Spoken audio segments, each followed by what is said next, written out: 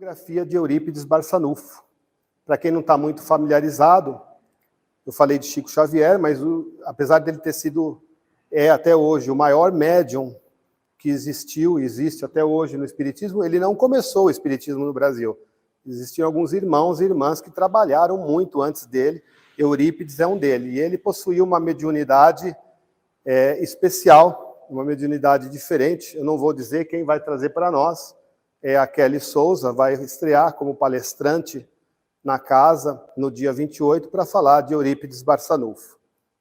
E a primeira palestra, já na quinta-feira que vem, uma palestra que eu estava conversando com o Lúcio, muito interessante. É uma palestra que vai ser feita por um palestrante muito experiente, o Sr. José Maria Pontes e Silva.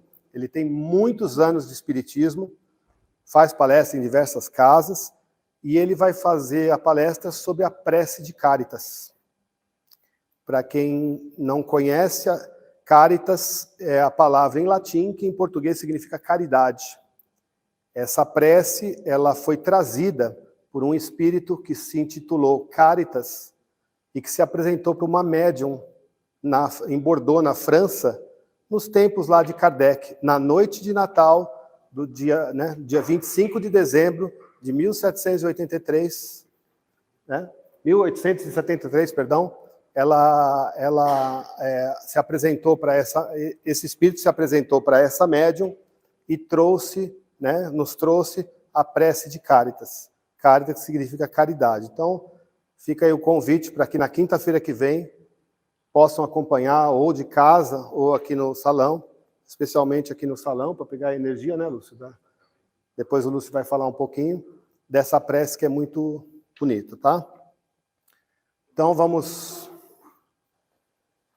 nos concentrando, agradecendo, em primeiro lugar, aos nossos mentores individuais que estão sempre conosco, nessa oportunidade de estarmos juntos, nessa casa de oração, e nessa próxima semana, completa 71 anos, dia 5 de julho de 1951, a fundação desse centro, que há 7 décadas realiza um trabalho fraterno incrível. Vamos agradecendo a espiritualidade maior que cuida desta casa, os mentores desta casa, que cuidam de todos os trabalhos reservados para esta casa, está cuidando neste momento desses trabalhos que estão reservados para a noite de hoje, tanto da palestra como depois do passe. Vamos agradecer ao anjo Ismael, o anjo designado por Jesus para a evangelização de todo o nosso Brasil. Vamos agradecer ao próprio Mestre Jesus pelo seu evangelho, deixado pelos ensinamentos. E vamos, acima de tudo, agradecer a Deus pela oportunidade de estarmos juntos hoje, pela presente encarnação que estamos, agradecendo por tudo que somos e, consequentemente, por tudo que temos. E a Deus, eu vou procurar fazer hoje, que vocês me ouçam, exatamente a prece de Caritas. Deus nosso Pai, que sois todo poder e bondade, dai força àqueles que passam pelas provações, dai luz àqueles que procuram a verdade, e ponde no coração do homem a compaixão e a caridade. Deus, dai ao viajor a estrela guia, ao aflito a consolação, ao doente o repouso. Pai, dai ao culpado o arrependimento, ao espírito a verdade, à criança o guia, ao órfão o pai. Senhor, que a vossa bondade se estenda sobre tudo aquilo que criastes. Piedade, Senhor, para aqueles que a vós não conhecem, e esperança para aqueles que sofrem. Que a vossa bondade permita aos espíritos consoladores derramarem por toda parte a paz, a esperança e a fé. Deus, um raio, uma faísca de vosso divino amor pode abrasar a terra. Deixar-nos beber nas fontes dessa bondade fecunda e infinita, e todas as lágrimas secarão, todas as dores se acalmarão, e um só coração e um só pensamento subirá até vós, como num grito de reconhecimento e de amor. Como Moisés sobre as montanhas, nós os esperamos com os braços abertos. Ó bondade, ó beleza, ó perfeição. E queremos, de alguma sorte, merecer a vossa misericórdia. Deus, dai-nos força de ajudar o progresso, a fim de subirmos até vós. Dai-nos a caridade pura, dai-nos a fé e a razão, dai-nos a simplicidade que fará de nossas almas o espelho onde há de se refletir a sua santa, doce e divina imagem. E que assim seja. Lúcio, que você seja iluminado na sua palestra de hoje.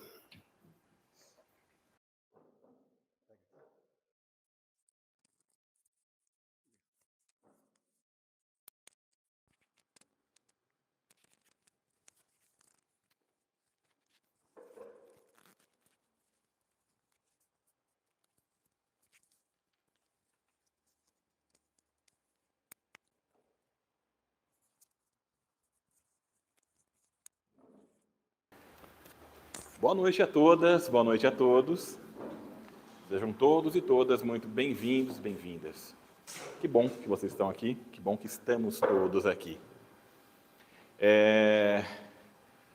Vamos também, claro, saudando aqui o pessoal que está nos vendo pelo YouTube, né, pela internet, em vários locais aqui, né, que sejam também muito acolhidos pelas equipes espirituais que aqui estão e que estão por toda parte. Fazendo um breve comentário sobre essa prece tão especial, né, lida pelo nosso irmão, a prece de Cáritas. Né? Cáritas, no caso, aparece também em uma mensagem psicografada, né, e ditada ali no Evangelho segundo o Espiritismo. E justamente fala sobre a caridade, fala sobre a esperança, né, que a caridade deve gerar. Né, fala sobre como nós podemos alçar voos, como nós podemos aí nos tornar melhores, e a partir dessa mudança a que nós nos propomos fazer, nós mudamos o nosso mundo, né? Mas como também a caridade, ela é um pouco, às vezes, árdua quando a gente se propõe a fazer. A missão dos espíritas, que é o trecho abordado hoje, né, um dos trechos abordados do capítulo 20, né, a missão dos espíritas, que é o item 4, e também, né, essa missão que nos coloca cada um de nós, cada um de vocês que estão aqui nos assistindo também, cada um de nós aqui como um obreiro, como alguém que tem alguma missão, que tem um dom, né, um poder, né, no caso, que tem alguma característica que pode sim ser colocada em favor de todos, né? Todos nós nos tornamos aí obreiros também de Deus, obreiros do Senhor, que também é o item 5, né, que nós vamos abordar, né? É difícil a gente fazer caridade, né? Por que eu falo que é difícil? Porque a verdadeira caridade, ela consiste, claro, né, em a gente fazer algo para o nosso próximo. Quem é o nosso próximo? Já começa por aí, né? A caridade realmente é a filha dileta do amor. O amor que a gente sente, né? O amor, na verdade, minha gente, seja ele o amor que você tem pelo seu marido, pela sua esposa, pelos seus filhos, pelos seus pais, pelos animais, pelo desconhecido que bate à sua porta procurando ajuda, né? Pelos seus amigos, enfim. O amor, na verdade, se parar para pensar, tiradas as exceções ali de cada característica de amor, como ele se manifesta, mas o amor em si é a mesma coisa em todas as situações. No fundo é o quê? O querer o bem da pessoa amada. Mesmo que às vezes a gente tenha que abdicar de alguma coisa, que abrir mão de algo, né? Mas isso não se torna penoso porque a gente vai ver o quê? O sorriso, o bem-estar da pessoa. Mesmo que a gente faça, às vezes, alguma coisa que possa ser tida como um sacrifício, né? O amor acaba nos colocando aí como algo maior, todo amor acaba sendo muito maior do que cada sacrifício que nós nos propomos, às vezes, a fazer. Às vezes até de uma forma, né, assim, sem pensar duas vezes, né? Você vê, por exemplo, seu filho passando fome, você vai lá e você deixa ele comer o seu e vai dar a sua comida para o seu filho. É uma coisa normal, né? Todo pai, toda mãe faz isso, né? Então, assim, a caridade, né, e o amor em si, eles são sublimes, né? Mas, ao mesmo tempo, há um meio termo, há uma linha tênue, né, entre o que, por exemplo, pode ser considerado a verdadeira caridade, né, e também, né, às vezes, uma ostentação, né, uma coisa, por exemplo, a caridade que a gente, às vezes, olha de cima e vê os pequeninos e não se mistura com eles. A gente tem que tomar um certo cuidado. Aquela caridade em tempos de frio que a gente faz, às vezes, e aí a pessoa, né, vai num centro da cidade levar cobertor para o irmão que está em situação de rua e, de repente, vai e tira uma foto desse irmão para postar no Facebook. Né? Às vezes a caridade ela pode acabar vindo acompanhada de coisas não tão boas. Isso, então, é um exercício interno que nós fazemos, né? Mas nós não vamos hoje nos ater a esse tema especificamente, tá? Nós vamos falar um pouco da missão que cada um de nós aqui tem. Já pararam para pensar que todos nós temos missões aqui? Nosso querido Eduardo chegou e falou agora, né, que todos que vêm aqui, que entram por essa casa, né, já recebem um tratamento, já começam a receber um tratamento. Eu vou só acrescentar uma coisa, concordo plenamente, e eu vou só acrescentar. A partir do momento que você se dispõe a vir aqui, né, durante o seu dia, ou que você se dispõe a nos assistir pela internet, né, com o objetivo de trocar ideias, né, de escutar opiniões diversas e aprender algo sempre, a partir desse momento você está recebendo um tratamento. Né? A partir desse momento você não imagina a teia de ajuda que os bons espíritos nos fazem. E esses mesmos bons espíritos, eles ficam conosco, né, querendo, né, nos amparam para que nós estejamos todos aqui. Mas eles também ficam conosco, pelo menos desejam estar conosco, quando nós saímos daqui. Né? Quando nós vivemos o nosso mundo físico, a nossa vida física, a nossa vida material. Né? Eles desejam estar conosco, não assim, bisbilhotando o que a gente está fazendo, o que a gente está pensando, o que a gente está falando, não. Mas eles desejam estar conectados a nós, pela energia que nós estamos hoje aqui, neste momento, né, recebendo e doando, porque há uma troca muito grande, e todos nós recebemos e doamos isso, né, essa energia de paz, de amor. E essa energia é tão boa que os bons espíritos se sentem atraídos por ela e desejam também trocar essas energias conosco no decorrer da noite, no decorrer da semana. Né? E quando há essa troca de energia, o que os bons espíritos desejam para que nós estejamos sempre sintonizados com eles e para que nós possamos aí, claro, levar essa energia adiante, manter essa energia. Eles desejam que nós fiquemos atentos à nossa missão. Nossa missão, primeiramente, é, claro, né, cada um de nós aqui nasceu, né, todos nós fomos criados, todos nós fomos criados simples, ignorantes, e fomos aí, claro, aprendendo, né, errando, né, acertando algumas vezes, errando às vezes muito mais do que acertando, e ainda estamos assim, claro, né, faz parte da nossa vivência aqui, nossa experiência humana aqui na Terra. Mas o objetivo qual é? O aprendizado, e que nós nos tornemos pessoas melhores, que nós nos tornemos pessoas que saibam reproduzir esse amor que Deus tem por nós, esse amor que os bons espíritos têm por nós. Então, o trecho do Evangelho segundo o Espiritismo, ele fala de uma forma muito interessante, né? Que é chegado o momento. Né? E parece às vezes, né, quando a gente fala assim, são chegados os momentos, os tempos estão mudando. A gente vê os nossos irmãos de outras denominações cristãs falando também, isso é sinal dos tempos, né? Toda essa situação de violência que a gente está vendo hoje, né? Ou essa situação dos escândalos que a gente tem visto, né? Cada vez mais revelados para nós, né? Isso sem precisar ligar a televisão em determinado canal, né? Nossa, tem um canal que quando ao invés de vir aqui eu vou visitar meus pais, meu pai assiste um programa, acho que é do Datena, né? Gente, você esbarra na televisão, sai sangue, né?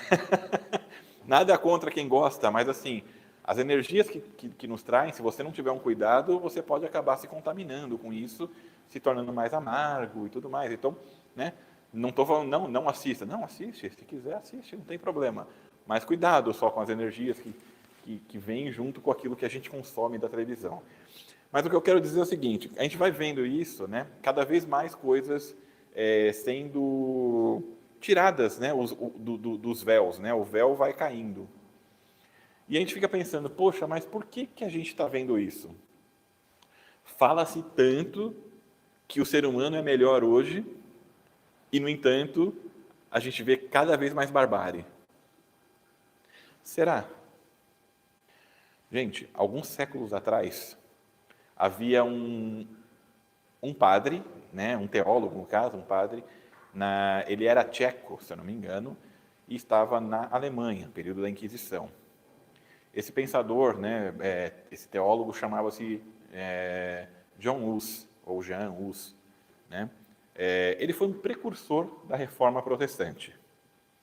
Um padre católico, mas que questionava algumas coisas da igreja. E aí, esse padre, como alguém que questionava a igreja, ele foi preso, evidentemente, pela Inquisição que havia na Europa na época, e foi mandado para a fogueira. E as fogueiras eram feitas em praças públicas, né? As pessoas iam lá assistir, os populares iam assistir, e eram verdadeiros espetáculos. E eles iam assistir, né? E os que eram mais...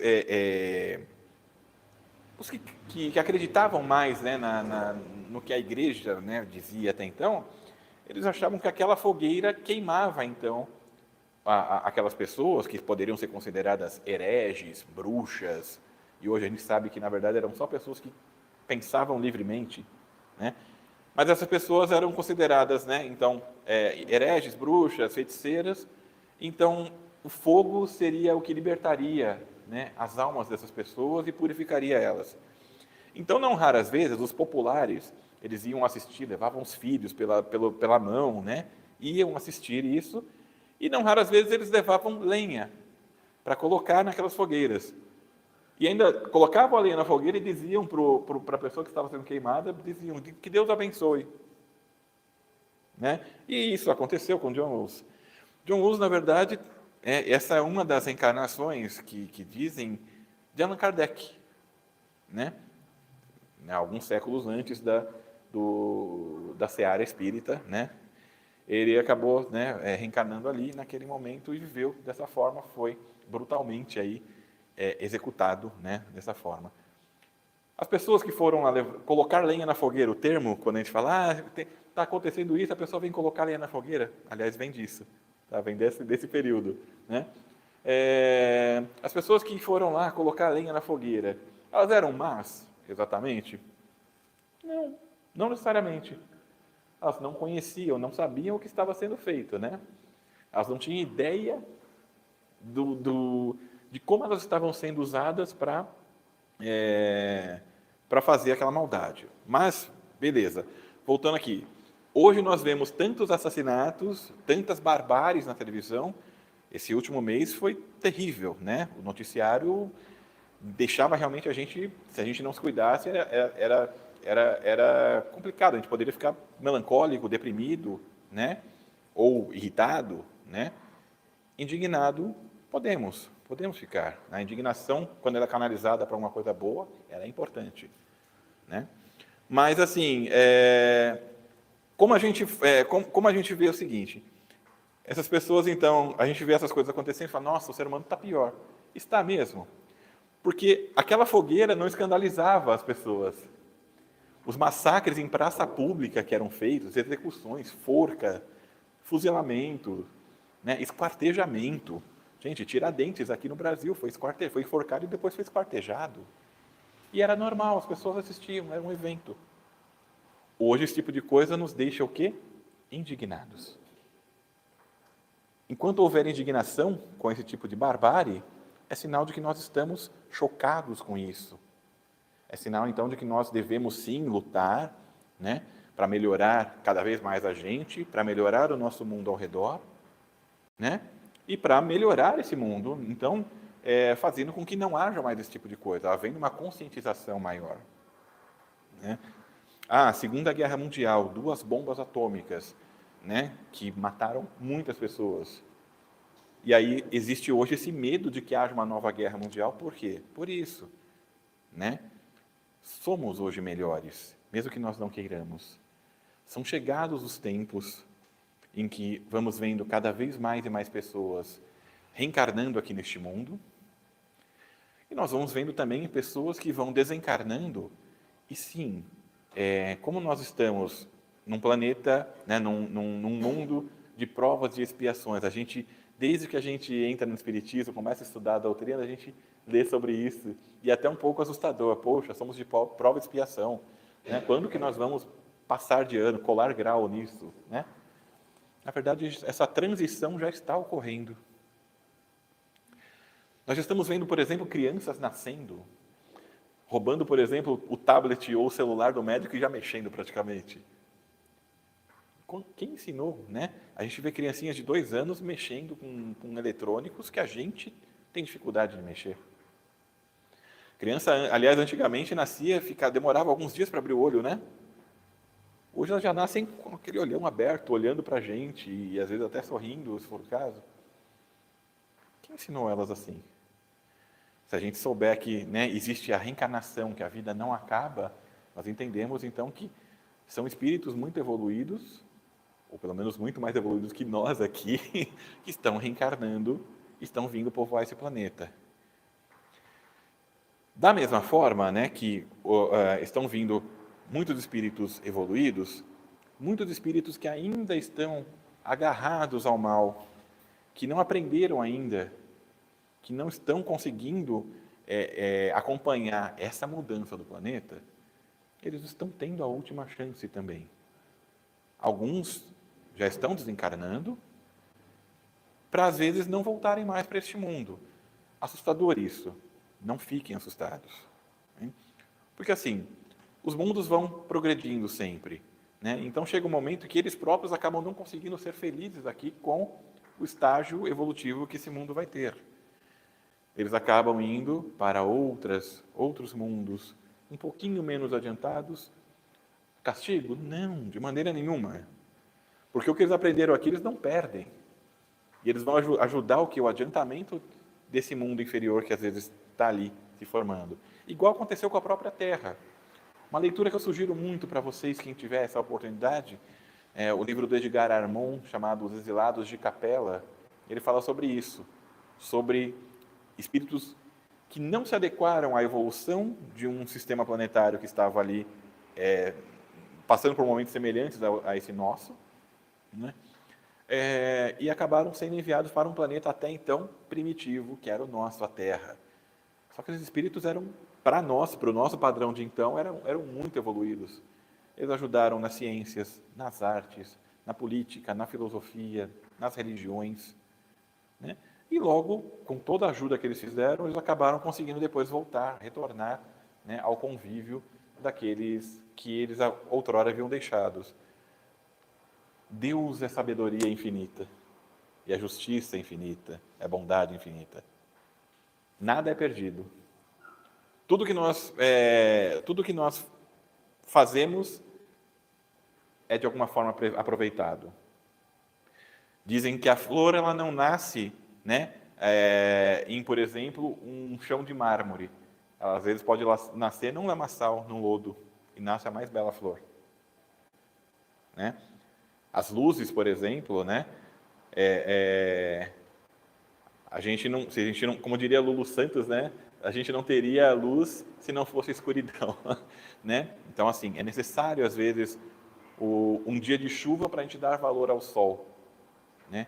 E todas as coisas que a gente vê aqui hoje são chamados para que nós nos melhoremos, para que nós aprendamos.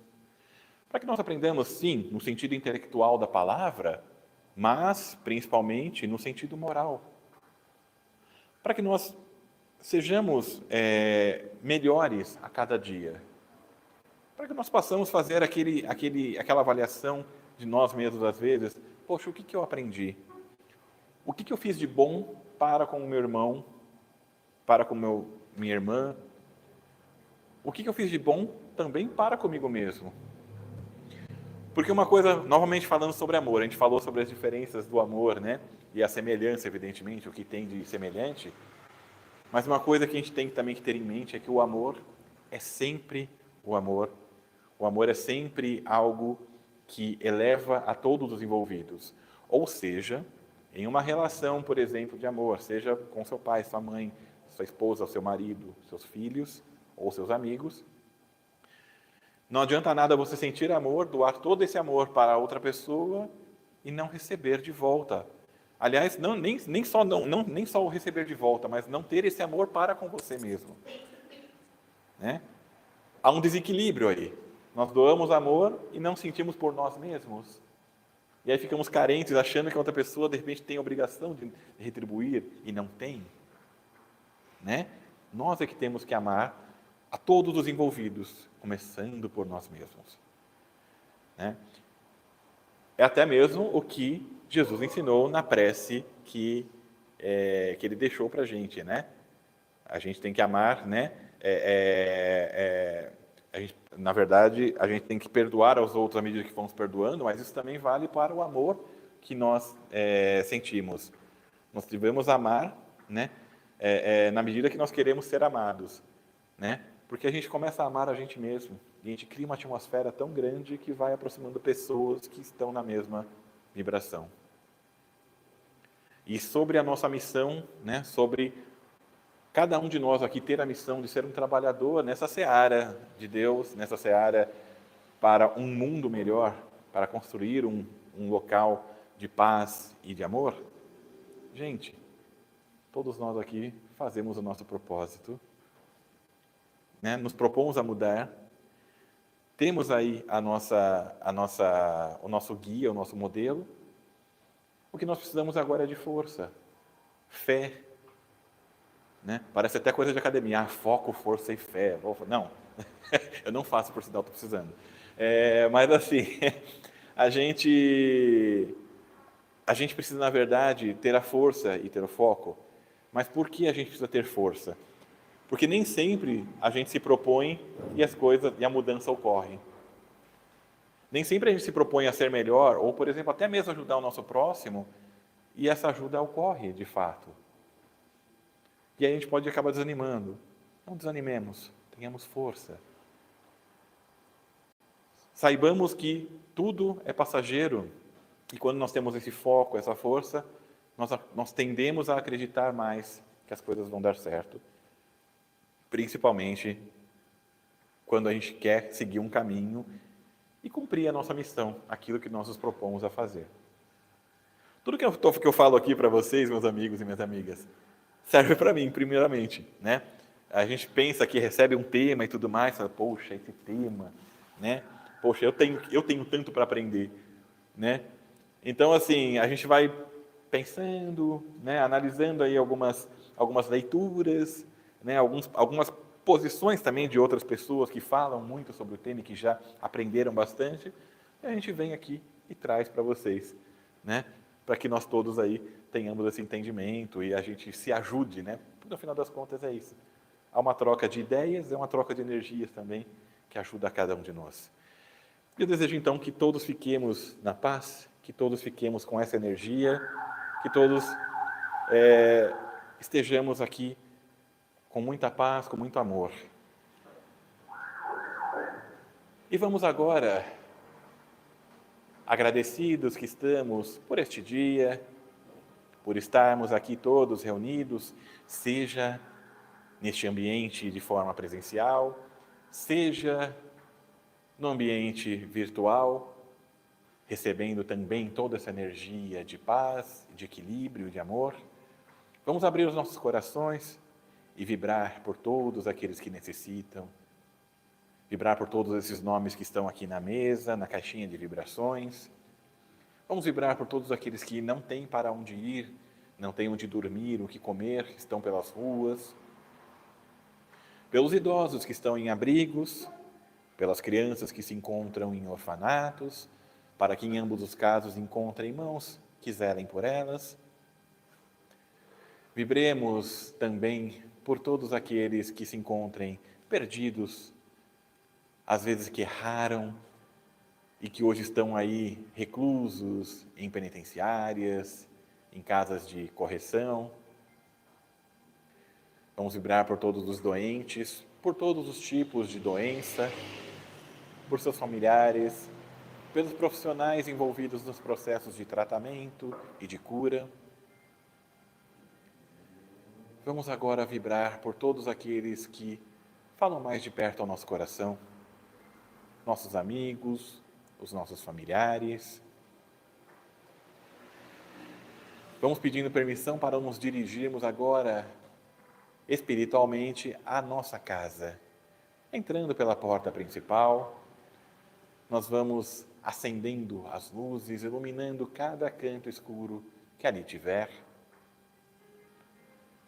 Se eventualmente algum ser amado que partilha da convivência doméstica ali se encontra, abraçamos esse ser amado com muito amor, preparando o ambiente doméstico para o nosso retorno próximo.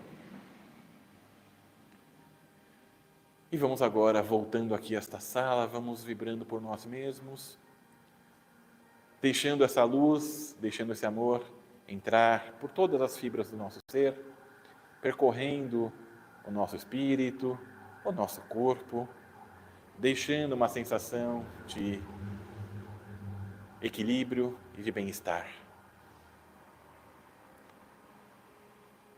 Agora, mais do que pedir e vibrar, vamos agradecer mais uma vez, e nós apenas rogamos então que a paz de Deus, que o amor de Jesus esteja com cada um de nós, agora e sempre.